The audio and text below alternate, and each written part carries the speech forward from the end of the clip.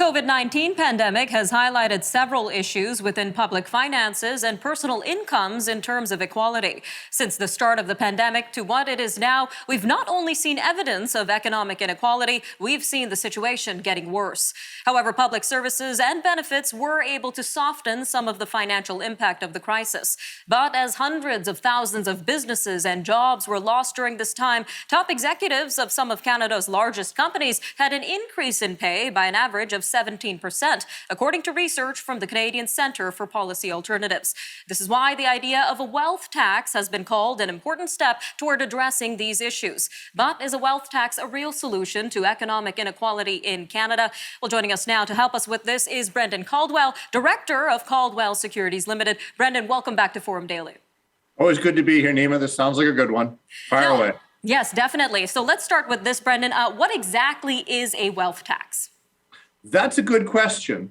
And the short answer is nobody actually knows, because a wealth tax is, in theory, a tax on a individual's wealth, how much in the way of assets they have. But what they're measuring, whether you're talking about a tax on a person's home or their RSPs or their pensions or their private business or their public shares, it's kind of up in the air. But the short answer is it's a tax on the assets that a person has or has accumulated in the course of their life.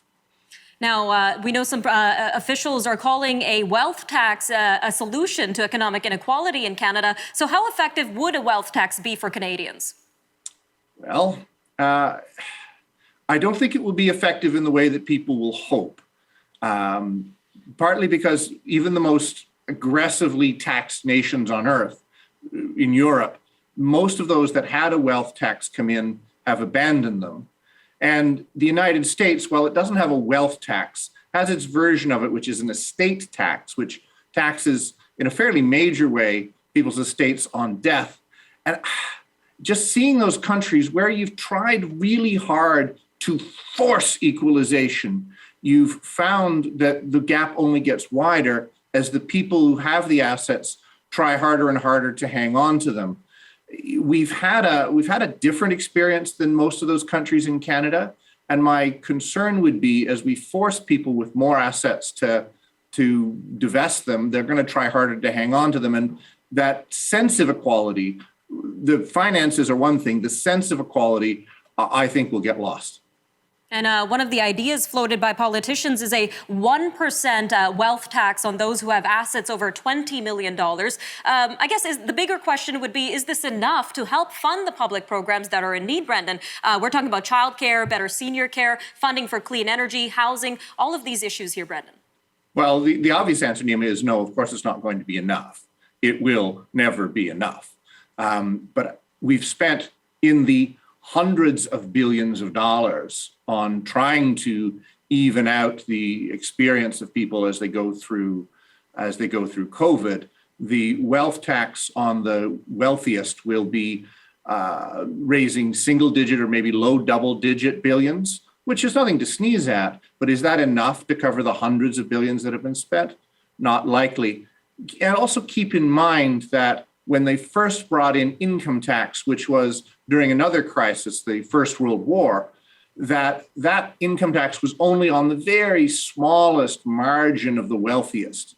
It's since obviously broadened to include a lot more people.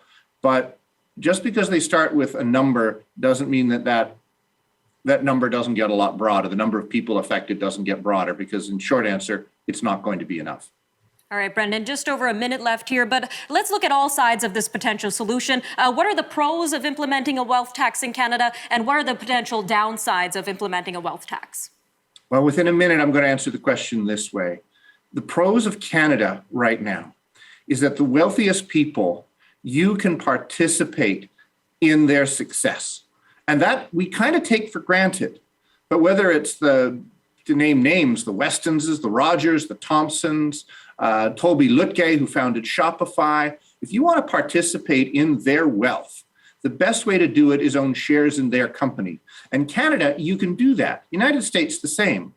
And that is a much greater contributor to equality, buying a stake of the best entrepreneurs, the best businesses, ideas.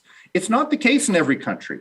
It's not the case in India. It's not the case in Mexico or Bermuda or other countries where the wealthiest hoard their assets in private entities. And my concern, which is different than everybody else is talking about, is that there will be fewer public companies out there as people try and do what's logical. They'll take things private, they'll move offshore. Some Canadians, wealthy Canadians, have already done, like the Irving family was famous for becoming non-residents.